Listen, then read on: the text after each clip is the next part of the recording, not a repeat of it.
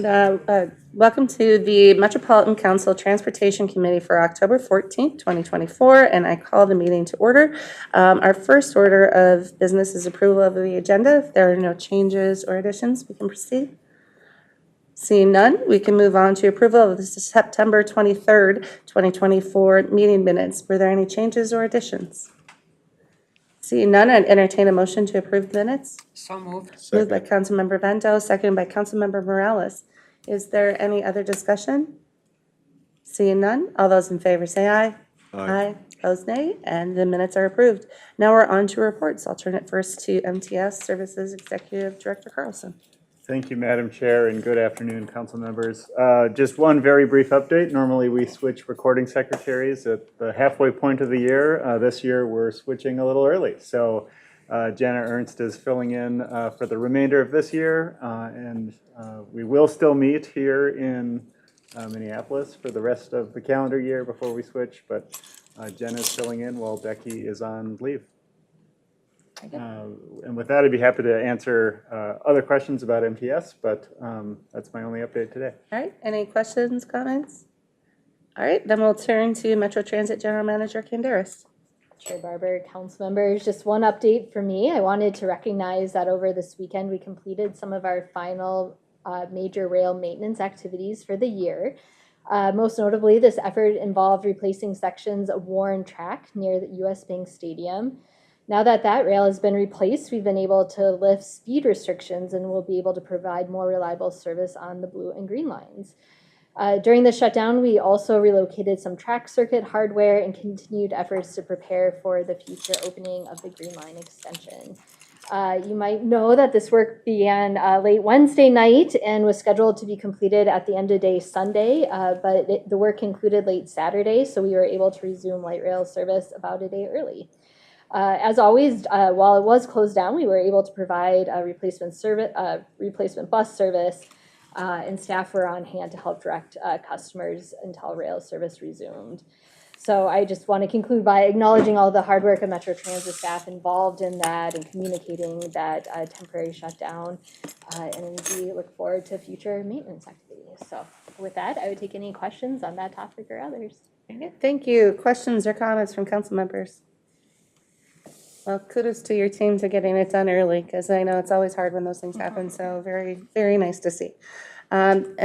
We do not have a TAC report tonight, and there are no items on consent, so we'll move to our first non-consent business item, which is business item 2024-262, which is the 2025 Unified Planning Work Program, and we have Amy Venowitz and David Burns here to present.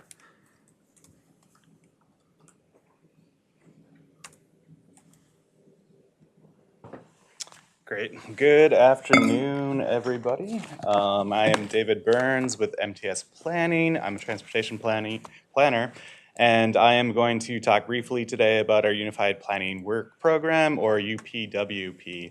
So basically, this is a document that covers all our staff activities and the consultant spending for the year 2025. It's actually a requirement to be submitted for federal approval in order to receive our federal transportation planning funds. Our work in the UPWP really reflects the transportation planning priorities and goals of our 2050 Transportation Policy Plan, as well as issues and concerns raised by state and local planning partners. If you were to open the document is organized by our 6 major work activities. Each one of these activities includes a budget of our work activities and the consultant spending that may be associated within those activities. And some tasks are just sort of kind of part of our annual planning process and are ongoing, and others are kind of change based on the regional needs and, as I said, the priorities from our transportation policy plan. So we have a number of studies outlined that either began in 2024 or prior to 2024 and will be continuing into 2025, as well as a number of new studies set to begin in 2025. This brings our total consulting costs for 2025 at just over $2 million. And the UPWP does contain a pretty detailed budget. It's set at approximately 8.8 million. This includes 6.1 million in our federal transportation planning funds from FHWA and FTA. That's all I have, but I am more than happy to answer any questions. Thank you. Questions or comments from council members? All right, seeing none, the proposed action is that the Metropolitan Council adopt the 2025 Unified Planning Work Program with a budget of $8,789,570 and authorize the regional administrator to enter into an agreement with the State of Minnesota Department of Transportation for distribution of Federal Highway Administration and Federal Transit Administration planning funds. And with that, I would entertain a motion to approve business item 2024-262. So moved. Moved by Councilmember Morales. Is there a second? Second. Second by Councilmember Tyrone Carter. Is there any other discussion? Seeing none, all those in favor say aye. Aye. Opposed, nay, and the motion carries. Thank you, David. Now we're on to business item 2024-256, which is master contracts for structural design services, and we have Julie Brenny here. Good afternoon, Madam Chair, committee members. I'm Julie Brenny. I'm a senior project administrator in the Metro Transit Engineering and Facilities Department. I'm here to present business item 2024-256, master contracts for structural engineering services.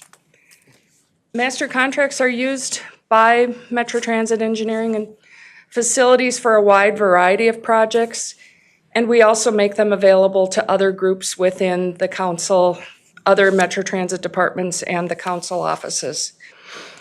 This procurement replaces a group of contracts that will expire at the end of December of 2024, and they will be used for a range of capital and operating projects, and funding for those projects is within the various projects or the operating budget.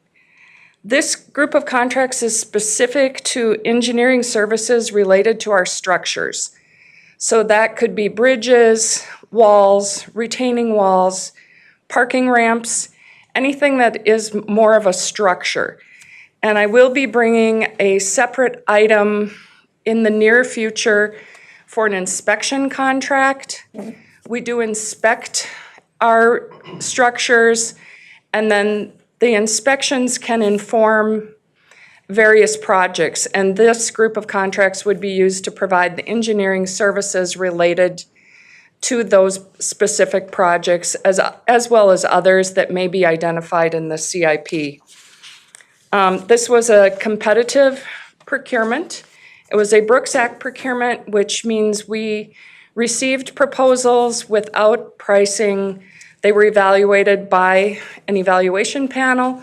Once the panel determined who was most beneficial to the council, we received pricing from the vendors. The pricing was reviewed against our independent cost estimate and was found to be reasonable. Therefore, we are requesting that the council give us authorization to award 3 contracts valued at $800,000 each. The contracts will have a 15% DBE goal assigned to them. With that, I can answer any questions anyone may have. All right, thank you. Questions or comments from council members? All right, seeing and hearing none, then I'd entertain a motion to approve business item 2024-256. So moved. Second. Moved by Councilmember Tony Carter, seconded by Councilmember Morales. Is there any other discussion? Seeing none, all those in favor say aye. Aye. Opposed, nay. Motion carries. Thank you, Julie. Thank you. All right, on to our third business item, which is business item 2024-276, which relates to the Metro Gold Line Bus Rapid Transit Project. And we have Megan Litzy here. Good afternoon. My name is Megan Litzy. I am the Environmental Compliance Lead for the Gold Line Project. And today we are bringing forward Amendment 4 to our contract that we have with KLJ Engineering. KLJ is our construction monitoring for contaminated materials contractor that is overseeing contaminated materials management and handling on the construction phase of the Gold Line project. This project, or our work with KLJ has been in effect since October of 2022. And some of the items that KLJ has been providing on the project includes ongoing field work, monitoring activities with screening, as well as sampling when contamination has been encountered. Excuse me. The reason why this item is being brought forward today is because throughout the construction process, there have been a number of items that have influenced the scope and budget for our project. Part of that is due in part to additional scope that was added after the project was awarded for the East Metro Garage utility improvements.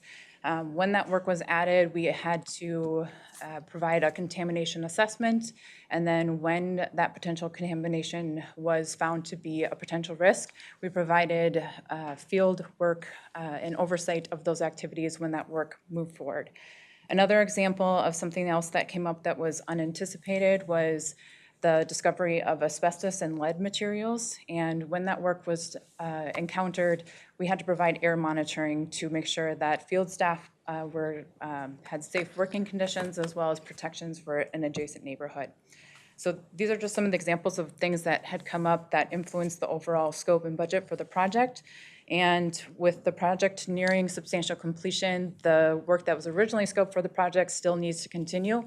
And that is why we're seeking an additional budget request to make sure that we can complete the remaining field oversight activities as well as the required project reporting once the construction phase is complete.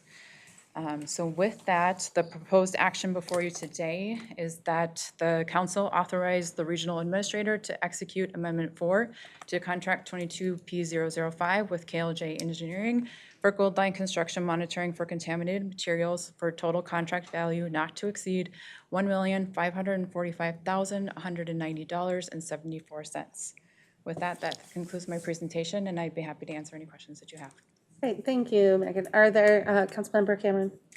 Yeah, well, I'm glad that we're doing this kind of monitoring on the Gold Line project. I'm really curious as to what safety precautions are in place around all of our construction projects and then also around our facility maintenance to make sure things like PFAS or other items are not providing contamination. So I guess that's more of a question for Yeah, so that's a bigger question. Yeah, Chair Barber, Councilmember Cameron, it's a big question, and if you would be okay with it, rather than me trying to answer it off the top of my head, we could provide follow-up information on that. That would be great. It's a great question, though, yeah. Councilmember Vento? Thank you, Madam Chair. This is kind of a follow-up to your question. I'm interested in a Metro Council-wide assessment as to these kinds of risks. We've got a number of very old buildings, not just in transportation, but in waste treatment and elsewhere. And I'd be interested in knowing what kinds of risks are there and whether or not we're financially anticipating costs related to removal or containment of, say, asbestos. Given the age of a lot of buildings, you can probably know right off the top of your head, or given the products that were used to build it. I see ads yet today by companies that are still using asbestos in their products. And so I hope that we've got a handle on that, but if we don't, I hope we get one. And as a council member, I'd like us as council members to know what kind of assessment there is done organization-wide and how we're planning for that. And if I may, we can certainly raise it up to the regional administrator, because this is definitely a broader conversation. Like you said, there are a lot of facilities that are not transportation transit that are under Metropolitan Council, and so we can talk to Ryan and kind of see if we do something with the broader council. Well, and you can thank me later, but you all got a head start here within transportation, and you can have your homework done before you even get the request from the regional administrator. All right, additional questions or comments? Councilmember Tyrone Carter. Yeah, I was just wondering, what's the role of state and federal EPA when you have a situation like this?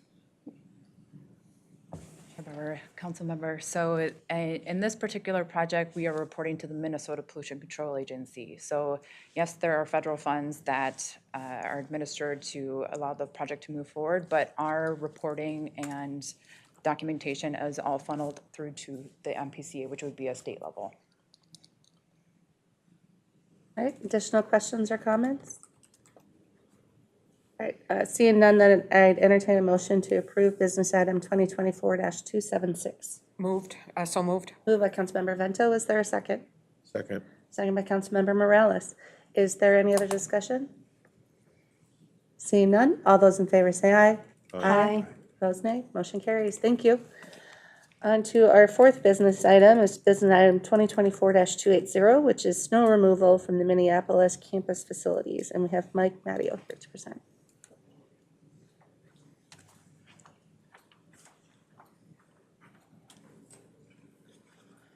Good afternoon, Madam Chair Barber. Council members, my name is Mike Mattio. I'm the manager of support facilities for Metro Transit. And today I'm coming to you with the request for approval of a pending contract 24P042 for snow removal at the Haywood campus. Some background to this issue. This contract will provide services at the Haywood campus, which includes the Haywood Tower, Transit Police Headquarters, Operations Service Center, and Transit Control Center, as well as the Haywood Bus Garage. An invitation for bids was advertised on June 21st. The pre-bid meeting was hosted by the council staff and outlined solicitation requirements, discussed project specifications, and responded to plan holder inquiries. There were 8 plan holders, 7 prime bidders, 5 plan holders identified as a woman minority, 7 small veteran and disadvantaged business enterprises. Procurement facilitated a public bid opening on August 6, 2024, and 3 bids were received.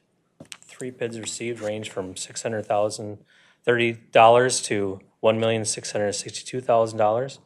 Snow Pros was determined to be the low responsible bidder and is being recommended for award. So some background or context to this issue. Snow plowing at our facilities was typically something that was handled by our staff for the duration of my tenure being here at the council. And due to some recent historically low staffing levels, we reached the point where we were concerned about our ability to be able to handle snow events of major scale especially.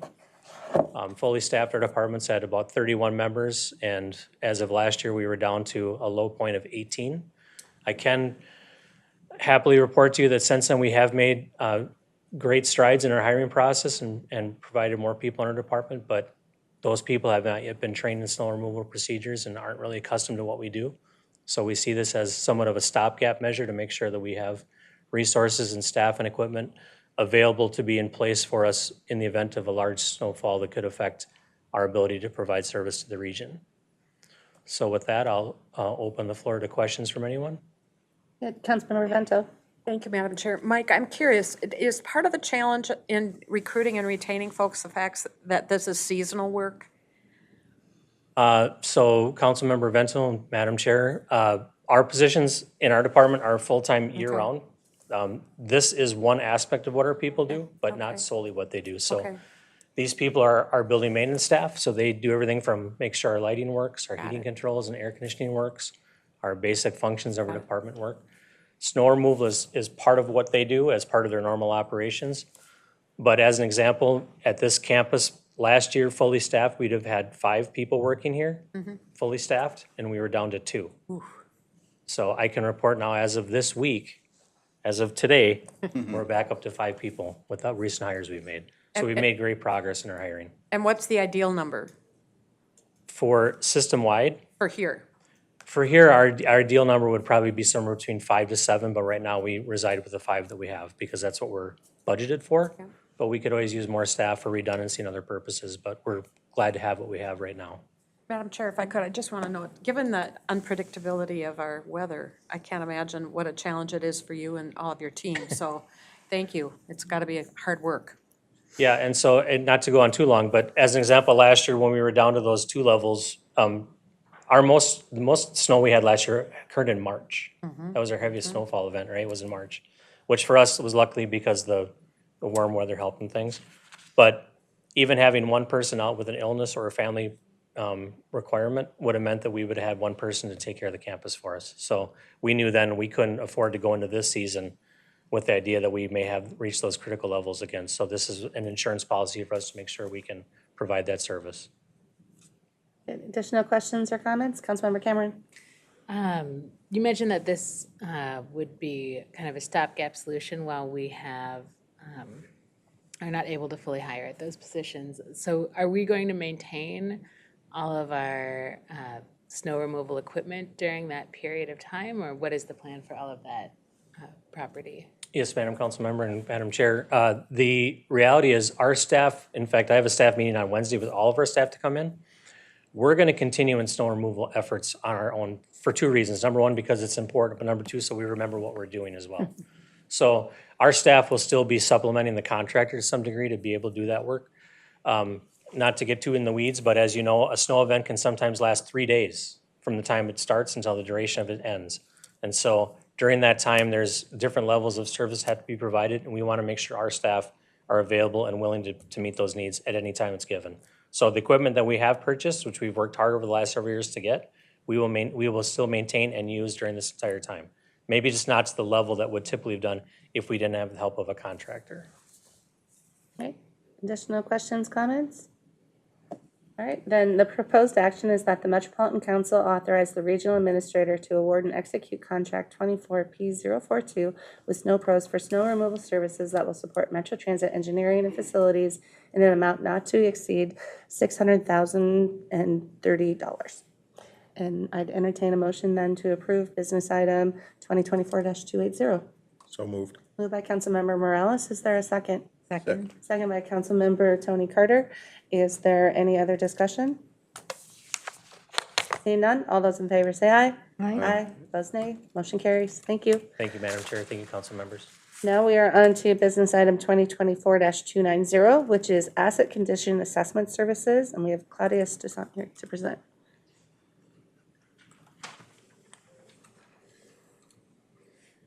Good afternoon, Madam Chair, council members. I'm Claudia Stusa with Metro Transit Engineering and Facilities, and we'll be presenting business item 2024-290. This business item requests that the council authorize the regional administrator to negotiate and execute contract 23P240 with CR Business Performance Specialists for asset condition assessment services in an amount not to exceed $518,243. The objective of this contract is to complete preliminary work required for developing the council's transit asset management plan as required by FTA regulations. The work under this contract is to assess the council's support, passenger and parking facilities. When compared with the request for proposal, staff finds that the proposal by CR Building Performance, an MCOB firm which has performed this service for the council in the past, to be responsive. Staff also finds the proposal to be fair and reasonable and in the best interest of the council. Madam Chair, with your permission, I will now answer any questions. Thank you very much. Are there questions or comments from council members? Councilmember Carter. Thank you very much for bringing this item forward. And I know that our goal is to maintain all of our facilities in a state of good repair, as according to the FTA's requirement and our need. I am wondering if this requirement to assess every 4 years is specific to a point in time, a 4-year point in time, and the end of that 4 years at the beginning, or if this work is happening on an ongoing basis with a sampling or a quarter of our assets. Can you tell me if this is a one-time or if we're doing this every year? Yes, Councilmember, Madam Chair. Assessments directed as a point in time. So you do an assessment, and it represents the condition of a facility at a point in time. However, we do assessments every 4 years. So each facility would be assessed every 4 years as required by FTA rules. I am not sure if you're referring to assessments for making business decisions. No. Thank you for your response, and I'll just try and recapture the question. I am asking if you are assessing all the facilities or a quarter of the facilities on an annual basis to meet that requirement of every 4 years. Oh, I'm assessing 1/3 of the facilities for 3-year increments. So this contract is to assess 1/3 of the facilities in 2025, another third in 2026, and another third in 2027. Oh, At okay. which point, we will then procure a new contract to continue to. Thank you. And I really should have read that. I appreciate your response. Thank you. Thank you. Additional questions or comments? All right, seeing none, I'd entertain a motion to approve business item 2024-290. So moved. Moved by Councilmember Tony Carter, seconded by Councilmember Morales. Is there any other discussion? Seeing none, all those in favor say aye. Aye. Opposed, nay. Motion carries. Thank you. Thank you. All right, now we're on to business item 2024-291, which is for special track work for the Blue Line State of Good Repair. And we have Wyatt Jackson here to present. Good afternoon, Madam Chair. My name is Wyatt Jackson. I am a principal engineer with Engineering Facilities in the Rail Group. I am presenting on business item 2024-291. I am requesting that the Metropolitan Council authorize the regional administrator to award and execute contract 24P155 with Progress Rail to provide special track work and related material in an amount not to exceed $1,450,000. $450,014.11. A little bit of background on this project. The special track work we are procuring is part of a phased project to replace and upgrade track interlockings and signaling on Metro's Blue Line. This contract will provide materials for new special track work and components for Cedar North, 32nd Street, 50th Street Park, and Warehouse downtown as well. Invitation for bids was issued on July 15th, 2024. Procurement facilitated a public bid opening on October 17th, and 2 bids were received. The low bid was $1,450,000, $41.11. The other bid was $3,381,330.19. Progress Rail is the low, responsive, and responsible bidder and recommended for award. The execution of a goods contract exceeding $500,000 requires council approval. There is no MCUB goal associated with this project. So, and with that, I'll entertain any questions that you may have. Thank you. Councilmember Dolkar. Thank you, Madam Chair. Wyatt, I have a question. Maybe this is maybe a Leslie question. I'm going to ask, and then we can wait for the response. I'm wondering, because I've seen several Blue Line related items that have come up in the past. Where are we generally in terms of having to replace and upgrade tracks and also the cars and the rail of Blue Line? Like, is there a timeline under which we are? I'm just trying to situate this compared to all the other requests we've gotten. If we don't have an answer, that's okay too, but I am curious, and should we be anticipating more of these? I can speak to some. Yeah. Blue Line Enhancements Phase 2 is currently ongoing. That extends from Terminal 1 to Mall of America. Blue Line State of Good Repair Phase 3 is an upcoming project, which is what this material is being procured for. The project limits of that will extend from Terminal 1 to about Franklin Station. That work is anticipated to come in the next couple of years. So work occurring through 2027. Beyond that, I'm not entirely sure of what the longer term process of that is. County Manager? Chair Barber, Councilmember Dolkar, yeah, just building off of that response, I think in general, capital maintenance is something we're continuously planning for, and thanks to the additional funding that came with the sales tax across the 7-county region, we're able to we have funding for it too, along with our federal earnings. I think Wyatt did a great job explaining the different phases of the Blue Line state of good repair work. You mentioned vehicles. Yes, as we're doing our planning for capital maintenance, we consider those light rail vehicles to have about a 31-year life. And so, Blue Line opened in 2024. We had the vehicles a bit before that, or excuse me, 2004. We hit the 20-year mark this year. And so it's something on the horizon. And so it's a long way, between our two answers, a long way of saying, yes, you will continue to see items related to this. All right, that sounds good. Thank you. All right, additional questions or comments? Councilmember Carter? Yeah, I was just wondering, could you give us a little more insight into what special track work they're referring to? Yes, thank you, Councilmember and Madam Chair. We are procuring, as part of this project, there's some early track work that's happening next year that involves the work of a universal crossover, two crossovers, and a number 8 right-hand turnout. So 4 big turnouts coming that with work happening on them in the next year. Additional questions or comments? All right, seeing none, then I entertain a motion to approve business item 2024-291. So moved. Moved by Councilmember Morales. Is there a second? Second. Second by Councilmember Tyrone Cutter. Is there any other discussion? Seeing none, all those in favor say aye. Aye. Those nay. Motion carries. Thank you. And we're on to our final business item, which is business item 2024-292, which is Maple Grove Service Agreement. We have Ed Petrie. Welcome. Good afternoon, Chair, Committee members. Ed Petrie, Metro Transit Finance. I'm here to present business item 2024-295, or 292, excuse me. It's a Maple Grove Service Agreement. The proposed action is that the Metropolitan Council authorize the regional administrator to execute a 3-year service agreement with the city of Maple Grove for the service period of January 1, 2025 through December 31, 2027.